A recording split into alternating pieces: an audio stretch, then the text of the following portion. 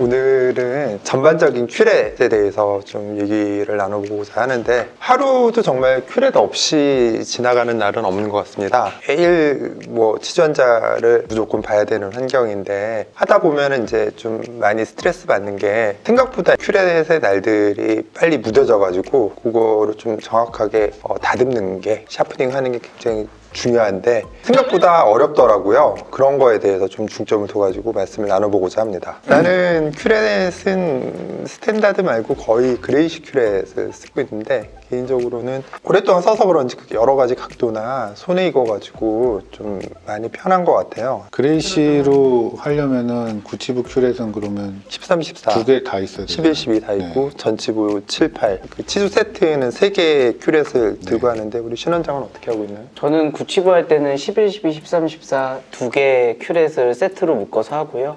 그 다음에 전치부는 1, 2번, 그 다음에 소구치부는 7, 8번 이렇게 쓰고 있는데 1, 2번, 7, 8번은 솔직히 각도가 다 나오기 때문에 그냥 공용해서 쓰고 구치부에서는 13, 14, 11, 12 이렇게 해가지고 사용하고 있습니다. 제가 수련 받을 때 치주과 친구들을 보면은 다 이렇게 하면 여기에 근육이 이만큼씩 나와 있어요. 그게 다 큐레트들을 하루 종일 하다 보니까. 그런데 그게 보면은 평소에 날이 무뎌진 거 가지고 큐렛을 하다 보면은 좀 힘을 많이 주게 되는 것 같아요. 날이 잘 서 있는 거는 그렇게 힘을 많이 안 줘도 치석들이 잘 떨어지는데 눈으로 보이는데 저걸 떼려 그러는데 무뎌진 거는 정말 안 떼지거든요. 웬만하면은 좀 무뎌진 건 바로 샤프닝을 해야 되는데 평소에 이제 샤프닝을 할 때 예전에는 스톤을 썼었거든요. 스톤이 보면은 이게 지금 두 가지가 있는데 요거는 자연석이고요. 요거는 인공석이에요. 세라믹인가요? 세라믹. 자연석은 항상 이제 오일을 발라가지고 해야 되고 인공석은 오일을 바르지 않고도 가능합니다. 여기서 보면 파란색으로 되어 있는 건 미디움이고 요거는 조금 더 이제 파인한 거. 무뎌진 거 같은 경우는 이제 개인적으로 날 방향 보고 이런 식으로 이렇게 했었거든요. 지금 보면은 샤프닝 딱 돼가지고 요런 거를 좀 편하게 하는 기구가 있어요. 사이드킥이라고 이제 이런 제품이 있는데 진료실에서 원장님이 제일 좋은 거는 환자 볼 때마다 한 번씩 옆에다가 스톤을 놓고서는 날을 세워줘가지고서는 바로 날것의 날로 큐렛을 해주면 제일 좋겠지만 그렇지 못한 환경이 대부분이기 때문에 소독하는 직원들한테 많이 시키는데 시켜놓으면은 큐렛을 다 쇠꼬챙이처럼 만들어 놔가지고서는 나중에는 큐렛을 도저히 사용할 수가 없는 이런 식이 많이 되고. 그래서 나는 예전에 우리 직원들 보고 좀 시켜보려고 자동 요거를 기계를 샀었거든요. 이게 보면 이제 YDN 건데 이렇게 돼 있고 이렇게 돌리는 상태에서 각도를 어떻게 조절하나요? 근데 이게 따로 없어가지고 이거를 정확하기가 좀 힘들어요. 그러니까 직원들 보고 하라 그래도 이 각도 맞추는 게 굉장히 생각보다 어렵거든요. 근데 사이드킥은 얘랑 좀 다른 거죠. 이게 직원들이 잘 못하는 것이 제일 큰 문제가 뭐냐면은 이 터미널 쉔크랑 그 밑에 이제 워킹 엣지 부분의 각도 이런 것들에 대한 것들의 이해도가 부족하기 때문에 그냥 대고 막 긁는 거거든요. 그렇게 되면은 아무래도 정확한 날을 세우거나 기구를 관리하는 데 문제가 생기는데 김 원장이 요거 각도 한번 설명해 줄래요? 아까부터 왜 안 시키시나 하고 기다리고 있었는데 타이밍을 못 잡고 있었어요.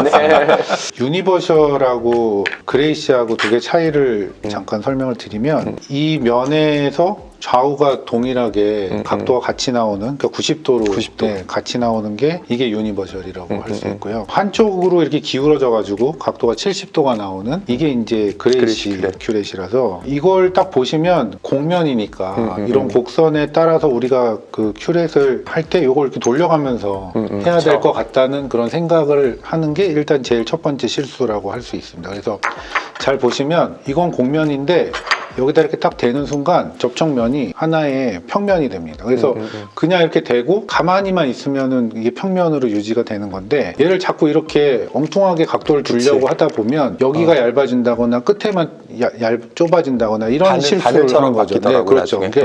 균일한 그런 두께로 계속 이렇게 갈아서 쓰셔야 되는데 그게 핵심이고 이 각도를 어떻게 유지하느냐가 결국에는 제일 중요한 건데 제일 흔하게 실수하는 게 이렇게 가는 거죠. 워킹 엣지가 점점 짧아지거나 그렇죠. 아니면은 바늘처럼 뾰족해진다는 그래서 거잖아요. 균일한 두께로 이게 갈리게끔 유지하는 게 핵심인데 물론 이걸 보면서 이제 이걸 이해하시면 이렇게 가시면 되겠죠. 근데 이제 이거를 각도를 이미 딱 정해놓고 그 각도를 항상 유지할 수 있게 만들어 놓은 제품이 사이드킥이라고 할 수 있겠습니다. 이쪽에 앞에 벽이 있고요.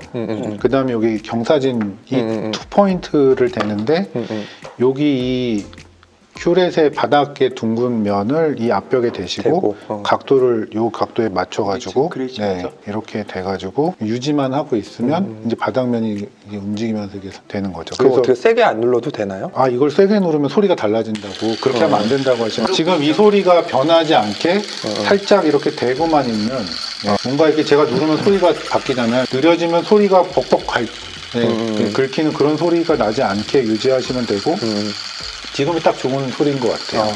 이렇게 하시는데 이제 얘를 보통 우리가 편하게 가운데서만 하시면 이게 이제 골고루 쓰질 못하니까 이렇게 옮겨가면서 좀 써주시면 이 숫돌 쓰는 수명이 늘지 않을까 이런 생각도 좀 요거를 네. 보면은 이거를 풀 수 있더라고요. 이렇게 풀어가지고 위치도 위치를 바꿔가지고, 이렇게 움직여서 이렇게 왔다 갔다. 네. 여기 많이 달아 있으면은 조금 내려서 쓰고 네네네. 조금 더 내려서 네네. 쓰고 이렇게 되는 게 장점인 것 같아요. 네. 그리고 완전히 풀어서 뒤집어서 이제 또 쓸 수도 있고요. 네.